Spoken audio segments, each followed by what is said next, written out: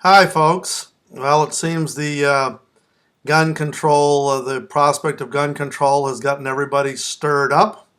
I knew this quiet period couldn't last for long. The whole thing reminds me of a trip my father took us on to the Bronx Zoo when I was a kid. In those days, the chimps were kept in open-faced steel-barred cages. When we went by the chimp exhibit, there was a bunch of school kids provoking the chimpanzees. They were mimicking them and screaming at them, and the chimps were just getting more and more excited, more and more angry. My father apparently had seen this before because he shuffled us off to the side. And sure enough, it wasn't too long before one of the enraged chimps took a crap in his hand and flung it through the bars at the crowd. The whole crowd reeled back in horror and disgust and quickly dispersed, muttering vile threats. Um, this effort to control guns is certainly getting the right wing fringe all stirred up. They're screaming like a bunch of monkeys as we speak. We were once a frontier society, and for a lot of people, particularly people on the right, will contend that we still are a frontier society, that that's what defines America. I can't help being reminded of good old Sarah Palin's advice to people who are unemployed and facing economic hard times. Why, when we have hard times, we just go out and shoot ourselves a moose. Yeah, try running that advice past somebody who's unemployed in a ghetto living in Chicago or New York. The moose population here in downtown New York is just excessive. But that position that we are a frontier society becomes less and less viable with every new American who signs up for Social Security. Most modern industrial nations restrict gun ownership. Violence is the prerogative of the state in most of the advanced industrial nations, the USA being the one blood-smeared exception. How long we can go on living in this Wild West show that we laughingly call a civilized country, I really do not know. But for now, let me just say that I am a cynical person, and I have great faith in our government's basic corrupt nature. The gun business is big business. There's a lot of money involved. The NRA is well organized and it wields a powerful political clout. Come on, people. We're dealing with campaign contributions here.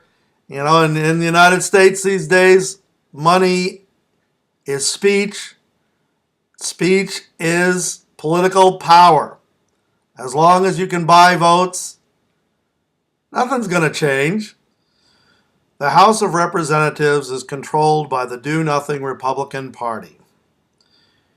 The Republican Party is the manifestation of a devil's bargain between the rich and the ignorant mob.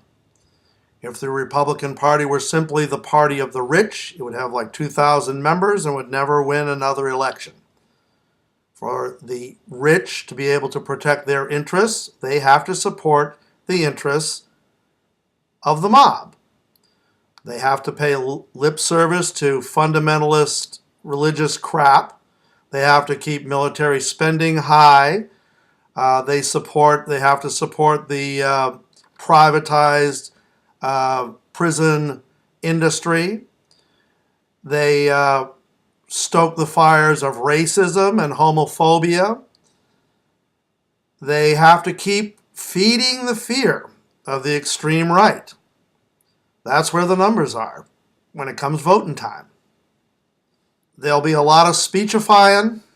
There'll be a lot of patriotic blowbaggery, a lot of strumendang, and in the end, I doubt that any legislation will be passed at all. And if there is legislation passed, it will be largely gutless ineffective legislation.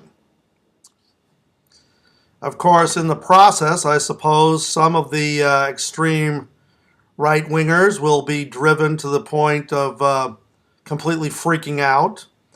Already a guy named James Yeager, who posts self-defense videos on YouTube, he's an instructor of self-defense, has managed to get his concealed carry pistol permit jerked by the state of Tennessee because he was on YouTube threatening to kill somebody if any more activity was done to limit his gun rights. I honestly would not be the least bit surprised, given the vehemence with which the gun crowd hates Obama, that one or more of these knuckleheads doesn't try and take a shot at him. I hope he misses, sincerely. I hope the fact that Joe Biden would then become president, somebody who's even more anti-gun than Obama, might in some way inhibit these guys. But I really hope the federal government realizes what a hornet's nest they are stirring up. I hope they are prepared for the shower of shit that is shortly going to be flung out of that cage by the far right. Anyway, sad times. One of these days, maybe we'll get to move on into the future without a bunch of crying and belly aching. Thanks a lot for watching. Good luck to you all. Take care. Bye.